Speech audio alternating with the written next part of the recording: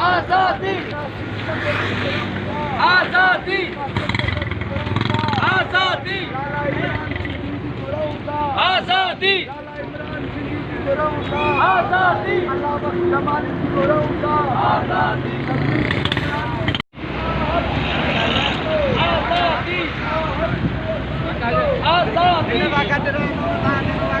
आजादी आजादी आजादी आजादी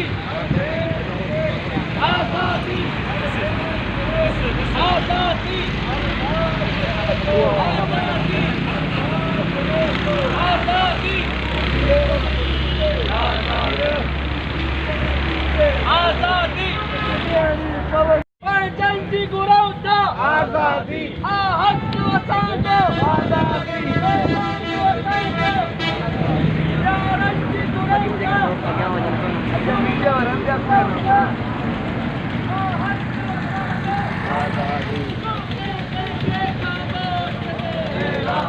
जंगी गुरौता आजादी जंगी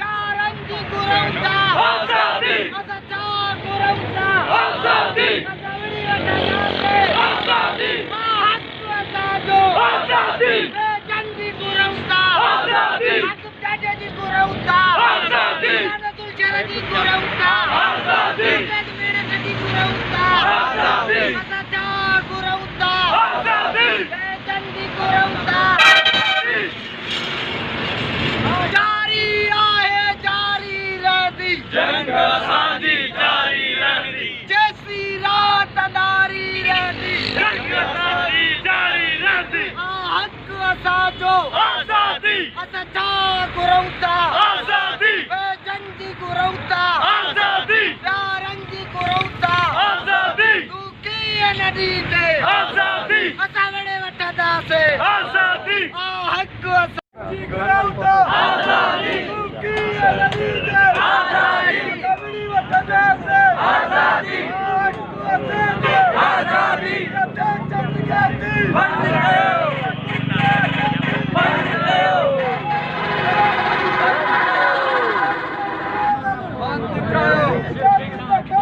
बंद कयो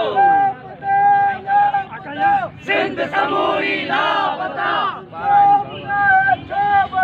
करबला करबला आजादी आजादी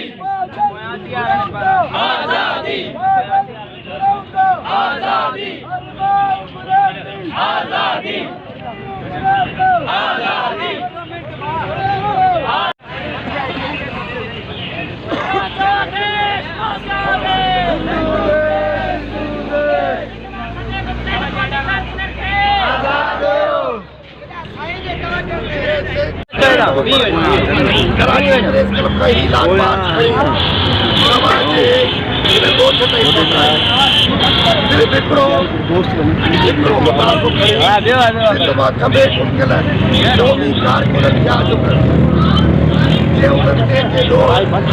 जुर्म साबित करे सघूं था उन्हनि खे कोर्ट में पेश कयो ऐं उहे ॾोह साबित करे ॾेखारियो। ॿी सूरत में सिंध हिन अमल खे क्राइम तस्वुर करे थी ऐं क्राइम खे सिंध कंहिं बि रीति क़बूल न कंदी ऐं उन्हनि क़बूल न करण जो सबूत ई आहे। हिन वक़्त साढा 500 किलोमीटर पंधु पंहिंजनि भेनरुनि माउरुनि धीअरुनि ऐं हिननि नौजवाननि सां गॾु अञा साढा 1300 किलोमीटर रावलपिंडी GHQ जी गेट ते लगातार धरणो आख़िरी खंबे मुमकिन सिंधीअ जे आशमे ताईं। छो त असीं सम्झूं था सिंध अंदरि जेका पीपल्स पार्टी असांजी भेल कई आहे, जेके असांजा टपड़, जेके असांजा वसीला, जेके असांजा शहर ऐं असांजा पेट विकिणिया आहिनि, उनजी हूंदे असां पंहिंजा न त हक़ वठी सघूं था, न असां पंहिंजी सुञाणप बचाए सघूं था, न असां पंहिंजी ॿोली बचाए सघूं था, न असां पंहिंजी सकाफ़त बचाए सघूं था। सिंध जी बका जो आख़िरी रस्तो जिदोजहद आहे ऐं उहा जिदोजहद जेतिरो जल्दी कंदासीं ओतिरो मंज़िल जल्दी माणींदासीं, ओतिरी कुर्बानी घटि ॾियणी पवंदी। असां जेतिरो इंतज़ारु कंदासीं, जेतिरी देरि कंदासीं, ओतिरी तकलीफ़ ऐं कुर्बानी वधीक मिलंदी, ॾियणी पवंदी। हीउ पंधु जेको असां तव्हां ताईं करे आया आहियूं, 31 ॾींहं 36 ॾींहं पंधु कयो आहे हिननि न्याणियुनि हिननि नौजवान साथियुनि असां ये ख़ुशीअ जो पंधु ये पिकनिक आहे असांजी बि दिलि चवंदी आहे दोस्तनि सां गॾु होटलनि ते वेही कचहरियूं कयूं दोस्तनि सां वेही होटलनि ते फिल्मां ॾिसूं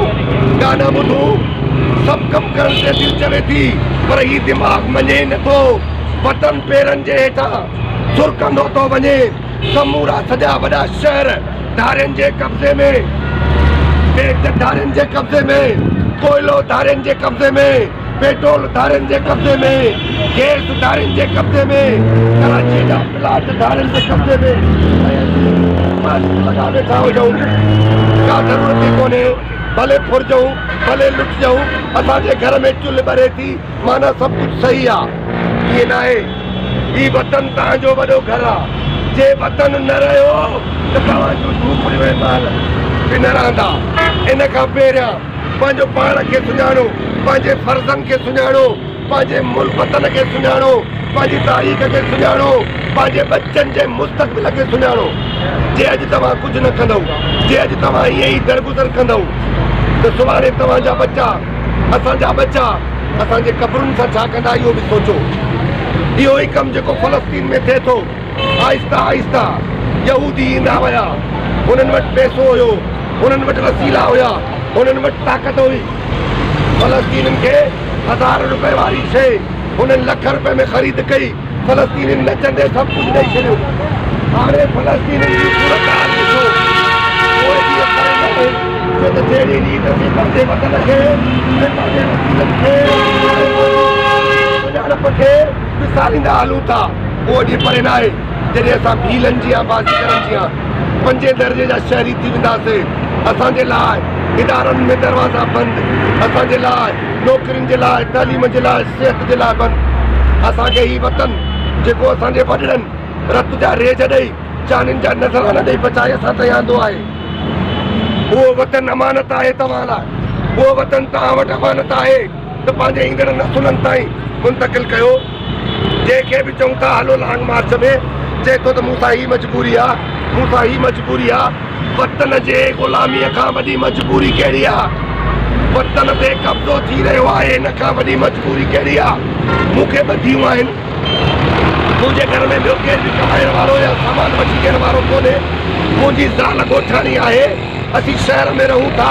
उनजे बावजूदि मूं सम्झो जे मां पंहिंजे वतन लाइ उथी न बीहंदुमि त इहे धीअरूं जेके जवान धीअरूं आहिनि इन्हनि जे बचड़नि जो मुस्तक़बिल छा थींदो अॼु मां पटाटा बसर वठी ॾियण जे लाइ पंहिंजे घर में रही पवां ऐं वतन तीन वाल थी वञे इन खां पहिरियां मां रत जे आख़िरी फुरे ताईं विढ़ंदुसि मां पंहिंजी धीअरुनि जे लाइ वतन जे समूरनि धीअरुनि जे लाइ वतन जे समूरनि बचड़नि जे लाइ मां विढ़ंदुसि ऐं मां विढ़ां थो ही पंधु जेको मूं GSQ ॾांहुं कयो आहे चर्चो न आहे घणनि माण्हुनि खां छिक निकिरी था वञनि असांखे बि लॻे थो कोई इहा ॿाराणी रांदि कोन्हे बंदूकुनि जे साम्हूं था वञूं उन्हनि रहज़ननि जे साम्हूं था वञूं उन पूरी लियाकत जो लाश हिननि न मोकिलियो आहे तारीख़ में कलोड़नि जे दौर में बि हिननि पंजाब मूं लाश मोकिलिया आहिनि ऐं असांजे क़ौमी तारीख़ जा समूरा कारकुन जेके क़तल कया विया आहिनि जिन जा चित्र लाशूं छलिया विया आहिनि उन्हनि जा ऑर्डर बि पिंडी मां आया आहिनि ऐं असां उहो ई दरवाज़ो खड़काइण वञूं था कारे देव जे दर ते वञूं था राकास जे दर ते वञूं था चरिया आहियूं तव्हांजी नज़र में पर असीं वतन जा हलाली बचा आहियूं असीं वतन जे लाइ ही न्याणियूं ही भेनरूं पढ़ियल लिखियल भेनरूं आहिनि पढ़ियल लिखियल धीअरूं आहिनि इन्हनि खे ख़बर आहे कि वतन न बचो त न असीं बचंदासीं न मुस्तक़बिल बचंदो नारे नारे नारे से टीएमू मन मारुन सी जे गंढू मंज गंढी टीएमू मन मारुन सी दिन्यू लस लतीफ चे येड़े के हमीर बनी मंज मली सब छोड़ी दे सूंगरा जे सिंध जे लतीफ जे आलम इंसान मुझा साथियों मुझा सजणों मुझा भाइरो मुझा सिंध परस्तो मुझा सिंध वासियो ही जेके बि मुंहिंजनि साथियुनि वटि मुंहिंजे भेनरुनि वटि मुंहिंजे माउरुनि वटि ऐं मूं वटि ही जेका तव्हां तस्वीर ॾिसी रहिया आहियो इहो कंहिं न कंहिंजो को न को प्यारो आहे कंहिंजो भाउ आहे कंहिंजो घर आहे कंहिंजो महबूब आहे कंहिंजो साथी आहे कंहिंजो हमदम आहे त कंहिंजो हम ख़्याल आहे कराची प्रेस क्लब खां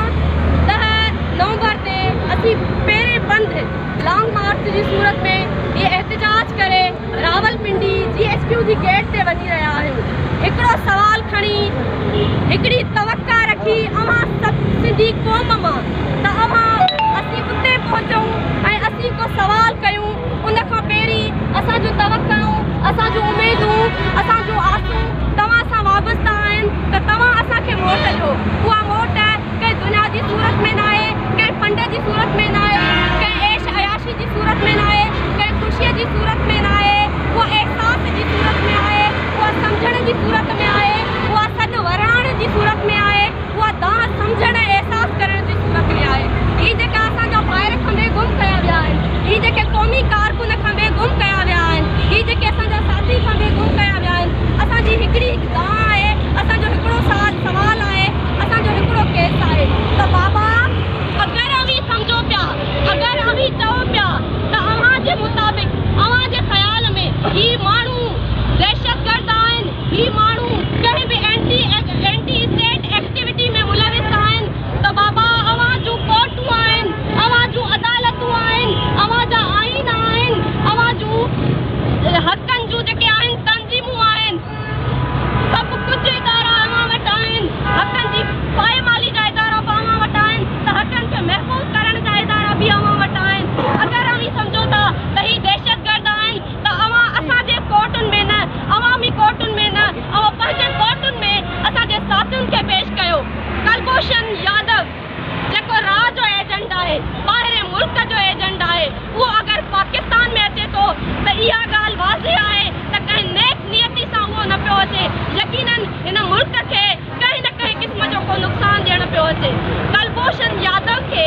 इंसानी हक़नि जे बुनियाद ते अव्हां वकील बि प्रोवाइड कयो पिया ऐं अव्हां हुनखे इंसानी हमदर्दी जे बुनियाद ते हुनखे पंहिंजी फैमिली, पंहिंजे कुटुंब कबीले सां बि मिलायो पिया। छा असांजे हथ में जेके सियासी समाजी या न्यूट्रल कारकुन आहिनि, जेके शागिर्द आहिनि, जेके 80-70 साल जा ॿोढ़ा आहिनि, उहे कुलभूषण यादव खां बि वधीक दहशतगर्द आहिनि।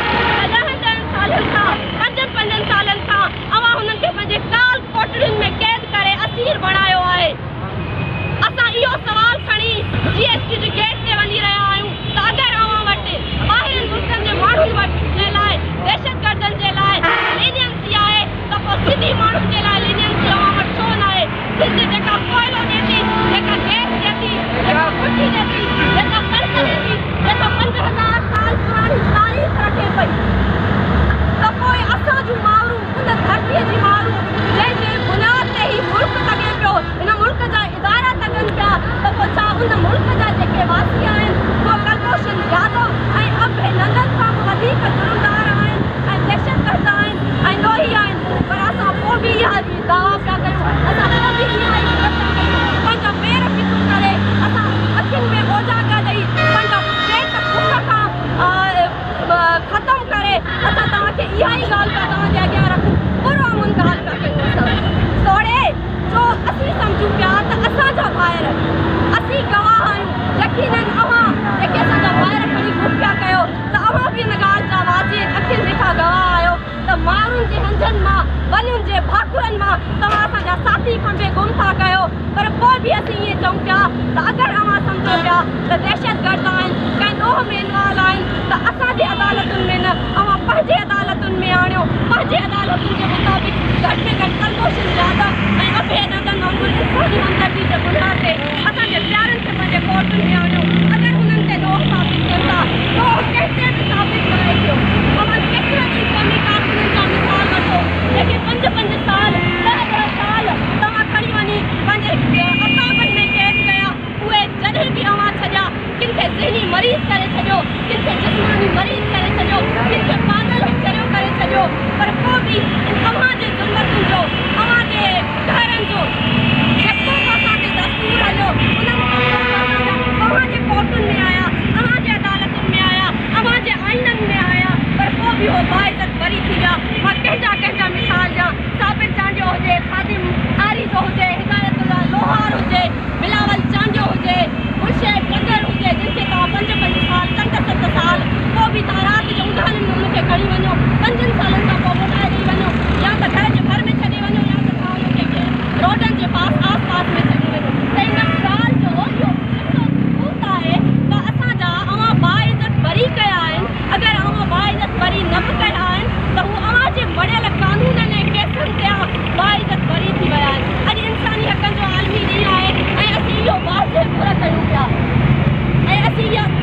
पिटी गाल इंसानी हुकूक की जो दावेदार तंजीमें है वो कहती हैं कि हम इंसानी हुकूक की पासबानी करते हैं। ये जो सिंध धरती की माएँ बहनें बेटियाँ बीवियाँ 4 साल से सरापा एहतजाज है, 5 साल से सरापा एहतजाज है, तो आपकी इंसानी हुकूक की जो इंटरनेशनल और नेशनल ह्यूमन राइट्स तंजीमें हैं उनसे मैं कहना चाह रही हूँ कि आप मौत की नींद सोए हुए हैं क्या? ये माएँ ये बहनें आपको नजर नहीं आ रहे? ये जो मेरे पास तस्वीरें हैं, ये तो मेरे भाइयों के पास तस्वीरें हैं, क्या ये आपके इंसानी हुकूक के चार्टर में नहीं आते? क्या इनके कोई भी बुनियादी हुकूक नहीं है? मेरी इंसानी हुकूक की ऑर्गेनाइजेशन जो भी हैं